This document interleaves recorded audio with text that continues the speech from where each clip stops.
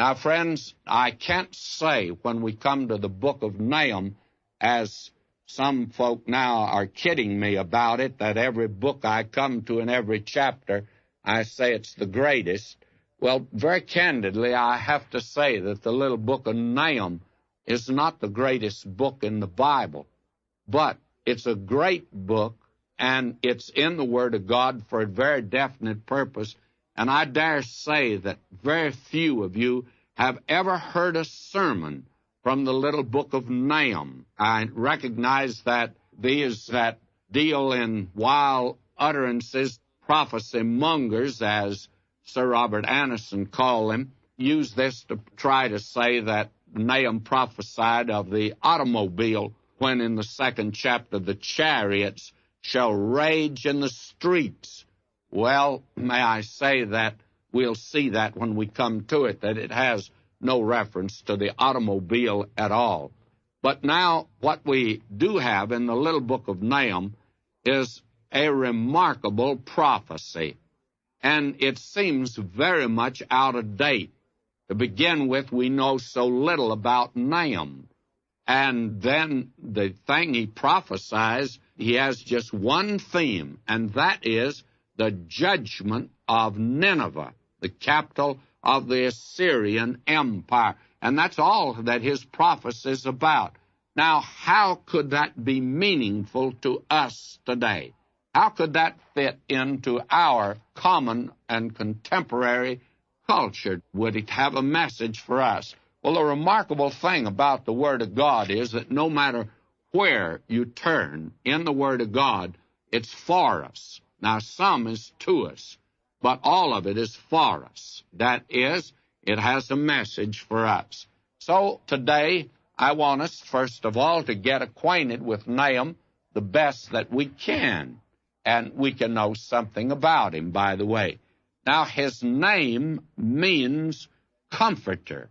The message that he gives is one of judgment, and you probably will immediately say, how in the world can Nahum live up to his name? How can he be a comforter? Well, it's owing to how you look at the judgment.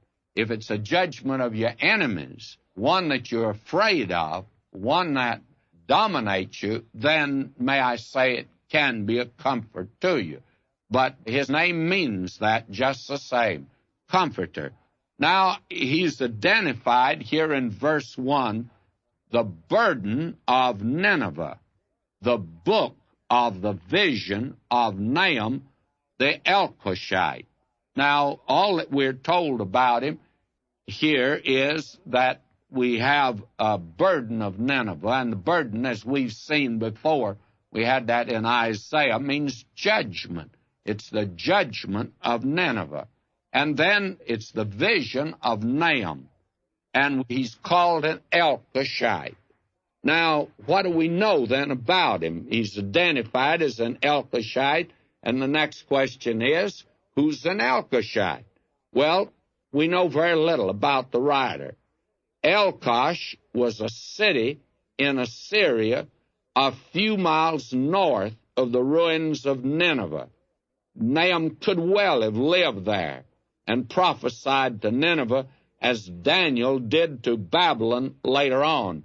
But very candidly, I don't think that is the thing that is true, and I think the content of the book reveals that he did not go to Nineveh. I don't think that he was there. He was never called to go there.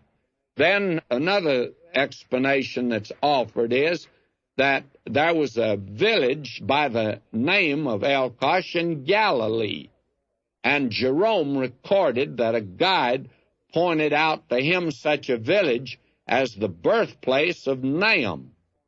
And I've had that pointed out to me also when I was over there, but actually, the first time it was ever pointed out was 1,000 years after Nahum lived, so that actually that is largely traditional. Now, Dr. John Davis gives the meaning for Capernaum as the village of Nahum, Capernaum. Now, if Capernaum is a Hebrew word, then this is the evident origin, and we have no reason to believe otherwise. So this was the village of Nahum. He was either born there or he lived there as a boy. But also down in Judah, there was a place called Elkosh. It seems to have been a familiar place. You know, we have certain places in this country that you'll find one of them practically in every state, the same name. It will be a name that you have in California, you have it in Texas, you have it maybe up in Connecticut. And so evidently Elkosh was a common name, and there was this village down in Judah. Now it is the belief of a great many that what actually then happened was that he was probably born up in the northern kingdom, up in Israel. And that probably explains his great attachment for the northern kingdom. But that he moved down to Elkosh, a place that is actually in the south of Judah. And he probably went down there as a lad, and he was raised in the southern kingdom.